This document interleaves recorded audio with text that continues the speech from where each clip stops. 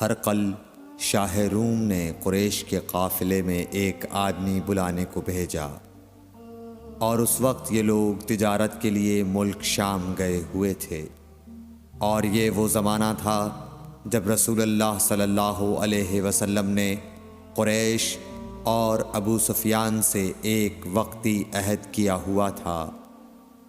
جب ابو سفیان اور دوسرے لوگ ہرقل کے پاس ایلیا پہنچے جہاں ہرقل نے دربار طلب کیا تھا، اس کے گرد روم کے بڑے بڑے لوگ، علماء، وزراء و امراء بیٹھے ہوئے تھے۔ ہرقل نے ان کو اور اپنے ترجمان کو بلوایا، پھر ان سے پوچھا کہ تم میں سے کون شخص مدعی رسالت کا زیادہ قریبی عزیز ہے؟ ابو سفیان کہتے ہیں کہ میں بول اٹھا کہ میں اس کا سب سے زیادہ قریبی رشتہ دار ہوں۔ یہ سن کر ہرقل نے حکم دیا کہ اس ابو سفیان کو میرے قریب لا کر بٹھاؤ اور اس کے ساتھیوں کو اس کی پیٹھ کے پیچھے بٹھا دو۔ پھر اپنے ترجمان سے کہا کہ ان لوگوں سے کہہ دو کہ میں ابو سفیان سے اس شخص یعنی محمد صلی اللہ علیہ وسلم کے حالات پوچھتا ہوں۔ اگر یہ مجھ سے کسی بات میں جھوٹ بول دے تو تم اس کا جھوٹ ظاہر کر دینا۔ ابو سفیان کا قول ہے کہ خدا کی قسم، اگر مجھے یہ غیرت نہ آتی کہ یہ لوگ مجھ کو جھٹلائیں گے تو میں آپ صلی اللہ علیہ وسلم کی نسبت ضرور غلط گوئی سے کام لیتا۔ خیر، پہلی بات جو ہرقل نے مجھ سے پوچھی وہ یہ کہ اس شخص کا خاندان تم لوگوں میں کیسا ہے؟ میں نے کہا وہ تو بڑے اونچے عالی نسب والے ہیں۔ کہنے لگا اس سے پہلے بھی کسی نے تم لوگوں میں ایسی بات کہی تھی؟ میں نے کہا نہیں۔ کہنے لگا اچھا اس کے بڑوں میں کوئی بادشاہ ہوا ہے؟ میں نے کہا نہیں۔ پھر اس نے کہا بڑے لوگوں نے اس کی پیروی اختیار کی ہے یا کمزوروں نے؟ میں نے کہا نہیں، کمزوروں نے۔ پھر کہنے لگا اس کے تابعدار روز بڑھتے جاتے ہیں یا کوئی ساتھی پھر بھی جاتا ہے؟ میں نے کہا نہیں۔ کہنے لگا کیا اپنے اس دعوی نبوت سے پہلے کبھی کسی بھی موقع پر اس نے جھوٹ بولا ہے؟ میں نے کہا نہیں، اور اب ہماری اس سے صلح کی ایک مقررہ مدت ٹھہری ہوئی ہے، معلوم نہیں وہ اس میں کیا کرنے والا ہے۔ ابو سفیان کہتے ہیں میں اس بات کے سوا اور کوئی جھوٹ اس گفتگو میں شامل نہ کر سکا۔ ہرقل نے کہا کیا تمہاری اس سے کبھی لڑائی بھی ہوئی ہے؟ ہم نے کہا کہ ہاں۔ بولا پھر تمہاری اور اس کی جنگ کا کیا حال ہوتا ہے؟ میں نے کہا لڑائی ڈول کی طرح ہے، کبھی وہ ہم سے میدان جنگ جیت لیتے ہیں اور کبھی ہم ان سے جیت لیتے ہیں۔ ہرقل نے پوچھا وہ تمہیں کس بات کا حکم دیتا ہے؟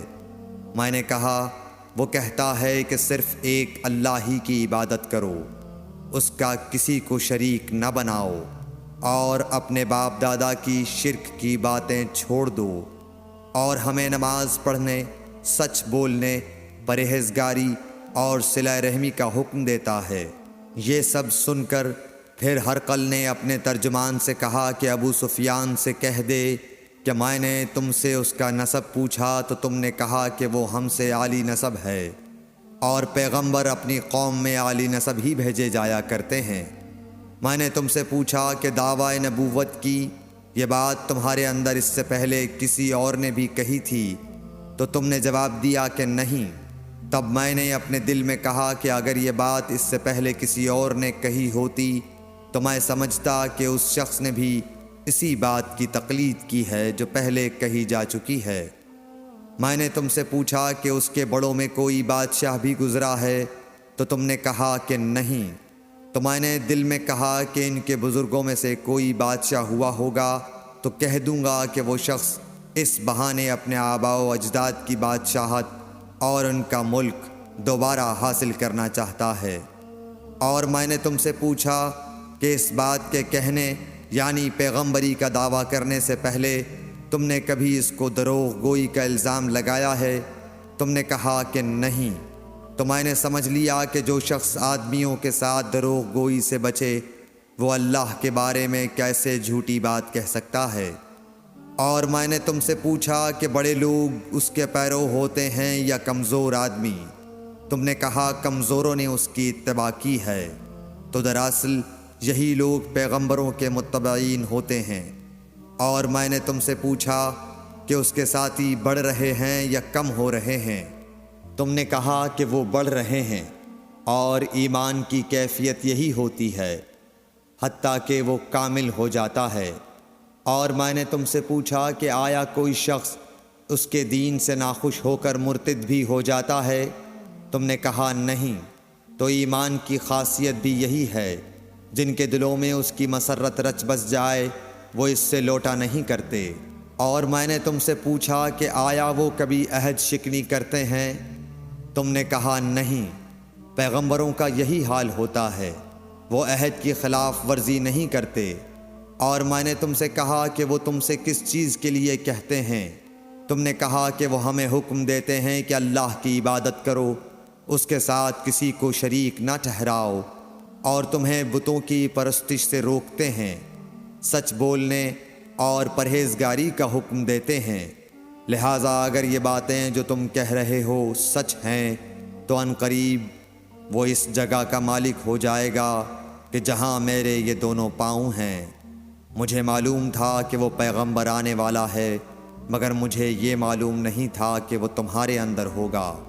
اگر میں جانتا کہ اس تک پہنچ سکوں گا تو اس سے ملنے کے لیے ہر تکلیف گوارا کرتا۔ اگر میں اس کے پاس ہوتا تو اس کے پاؤں دھوتا۔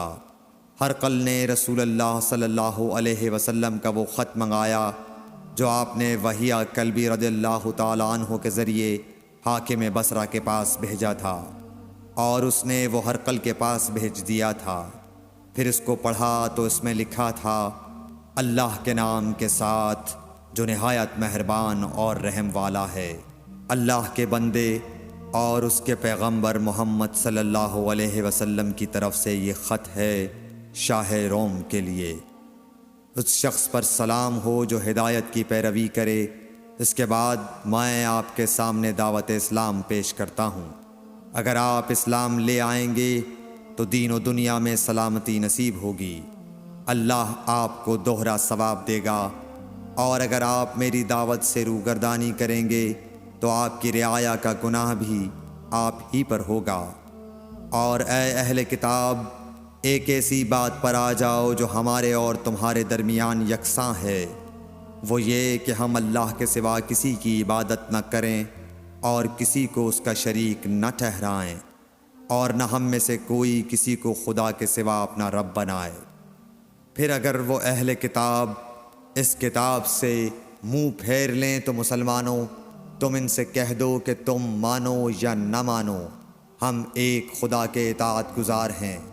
ابو سفیان کہتے ہیں، جب ہرقل نے جو کچھ کہنا تھا کہہ دیا اور خط پڑھ کر فارغ ہوا تو اس کے ارد گرد بہت شور و غوغا ہوا، بہت سی آوازیں اٹھیں اور ہمیں باہر نکال دیا گیا۔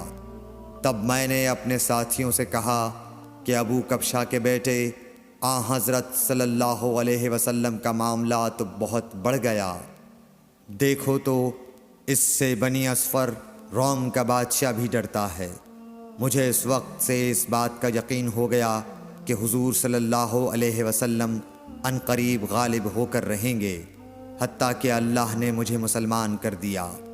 راوی کا بیان ہے کہ ابن ناطور ایلیا کا حاکم ہرقل کا مصاحب اور شام کے نصارہ کا لاٹ پادری بیان کرتا تھا کہ ہرقل جب ایلیا آیا ایک دن صبح کو پریشان اٹھا تو اس کے درباریوں نے دریافت کیا کہ آج ہم آپ کی حالت بدلی ہوئی پاتے ہیں، کیا وجہ ہے؟